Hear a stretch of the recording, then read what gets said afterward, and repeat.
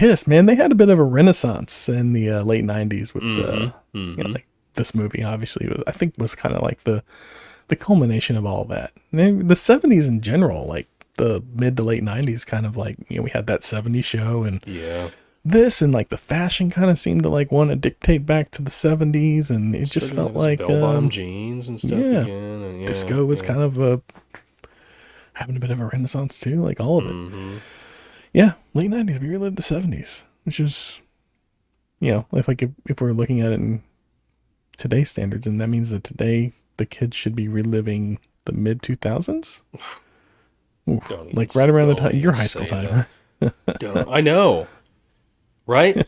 Like I saw, I think I've said this on the show before. I saw where if they were to remake Dazed and Confused today, based on like with the same timeline, it would be 2005.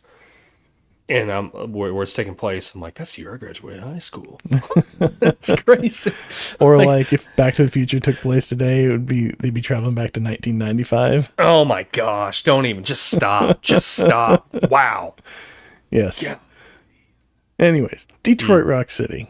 Yeah. How did you like have you seen this before? I had not watched it before. I had not. Right. It was really good. It was really good. I enjoyed it.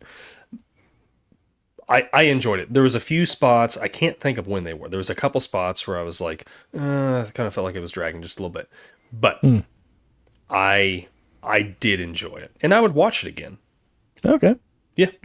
Fun movie. All right. Yeah. Yeah, this one, like, I remember I discovered, I think I saw this one when it came out, like, in theaters. Like, me and some friends went and saw this. Thoroughly enjoyed it. And this was one of those movies that, like, I picked up on VHS and we rewatched it a lot. Like, had a lot of fun. It was just fun. It was a fun movie to rewatch, and it really like taps into that whole like I was saying, like that time in high school where it just feels like all the adults are just like pounding you down and just like trying to hold you in place and don't understand you, and it felt like it captured that teenage angst in a way, and very, I will admit now that on the rewatch, very overly dramatic. In some spots, like Elvis, the security guard, like he was a little, like a lot of the characters got a little feral throughout this movie. Yeah, that was a weird spot, and I think that was one of the low spots for me in the movie, was that this guy is just like hell bent on catching these 4 kids, and I'm like, like he's like a werewolf or something. Yeah, it was strange. It was really strange. But, I would agree with you there. There was there was some spots where it was like that, and then like. The mom was just like a lot. But like all those little spots where, but I feel like that's because we're watching it through the lens, or we're experiencing this movie through the lens of these kids. Yeah. And you have to remember that they're kids, they're high school kids. Yeah. Again, still, it was a lot of fun. I enjoyed it. I had a lot of fun rewatching it. My wife, not so much. She watched it with me, but she was like, at first, she was laughing at a couple things, and then she's like, everybody in this movie is a little unhinged. I was like, yeah, I kind of agree. But it's fun. That's not wrong. No, but it's fun.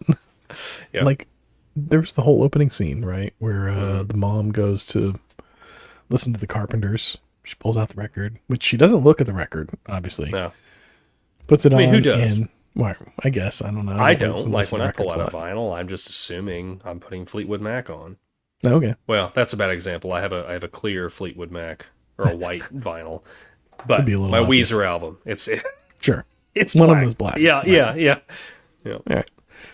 Was it? I mean, we didn't really grow up with this, like hiding albums in other albums, but we heard it on that '70s show. He's like, Hyde is teaching Fez how to hide the albums from his foster parents and stuff like that.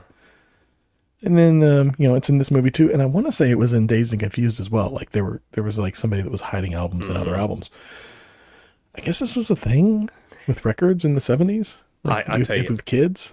I did it when I was in like middle school, because there was some bands that my mom and my stepdad didn't want me listening to. I think like Limp Bizkit was one of them. And I had a Rob Zombie album. But what I had done is they were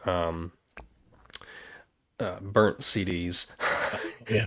and I would just write a different, Kids band Bop on them. Kids or Bop, whatever. yeah, Yeah. whatever. I don't even remember. Like something that, like, oh, sure, they're gonna let me listen to Train, so I Jars just of put like Clay. Train, yeah, Jars of Clay or something, and then I'd put it in, and it's Rob Zombie, Right. More human Living than Dead human. Girl or something. Yeah, Which but I've never been like, I've never hid any music that I listen to or yeah, been embarrassed by it with my folks, except for Rob Zombie's More Human Than Human. The way that song starts out, and oh whenever yeah, you're wearing headphones, especially like the older headphones that are yeah, like the sound just leaks out, yeah, and yeah, yeah, that's all they can hear. yeah, I would skip that one if the parents were around. yeah, yeah. Well, I remember listening one time to, well, it was Rob Zombie again, Yeah. and I think it was, I can't remember which song it was. It was on that same like Dragula album or whatever. Yeah. But I was Dragula. listening. Yeah, Dad heard it, and he's like, "What the hell are you listening to, bud?" That's what he said to me I was too like, with it. I was like, Yeah. It's the exact same response I yeah, got. yeah, yeah. He should have known. Should know. Well, one of us did it first, Yeah, yeah, yeah, but no, yeah, I never had that. Never had that issue. My yeah. parents, well, my mom, I guess, didn't really like say anything about the music I listened to. My stepdad did, like, but not like don't listen to that. But he was more Yeah. like, whenever I first started getting into Metallica, he was like, "You like that?" And I was like, "Yeah." And he's like, "Nah, I don't really like them, but all right." And that was Yeah. kind of like the extent of it. Like, if anything, it was more like, I don't like that. Yeah. Which, I mean, he had Smashing Pumpkins. Like, I listened to Smashing Pumpkins from him. And, Yeah. what was the other one? Not Taking Back Sunday. I don't know. There was another one. Mm-hmm. Anyways, music. Yeah. Satanic Panic, all that. Anyways, Yeah. yeah. Hiding albums. Never had to do that. But, Yeah. man, talk about your Satanic Panic. Just Yeah. like, she flips Oh, out man. whenever she hears it. It's Kiss. That's another thing. Like, Oh. so we're talking about over the top in this Yeah. movie. Like, I know there was satanic panic back then. Yeah. And I know that some of that stuff, depending on where you go, I still think I can say that as a Christian man that goes to church. Like, there's still, I feel like there's some over the top within that community. But man, I've never seen anybody act like that. yeah, yeah, That was next level. it was fun to watch. Yeah. I felt, I felt really bad for Jam. I did not want to be him dealing with that. Oh, man. Were you ever really into Kiss? I think I was for a very brief time, Mm-hmm. probably around the time this movie came out. Okay. Okay.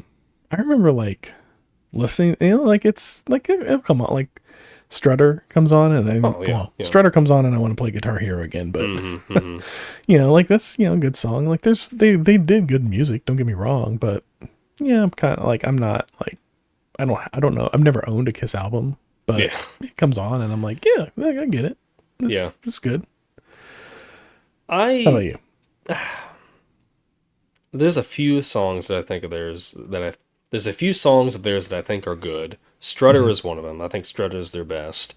Detroit Rock City is good, and then I don't know. They've got a few others, but like I never could understand the hype of like how did they get so big? Other than I mean I know it's their marketing. It's their self marketing, and they're marketing themselves to the youth as this is cool.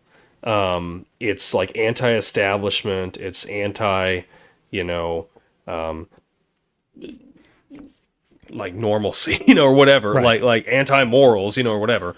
Would The they kids- have been as popular if parents and authority figures weren't rattling against them so Absolutely hard? not. Absolutely. You do that with anything. I mean, like Yeah. books. Don't listen to Teletubbies. Don't listen to Teletubbies. Yeah. They've had books over the years. They've like video games.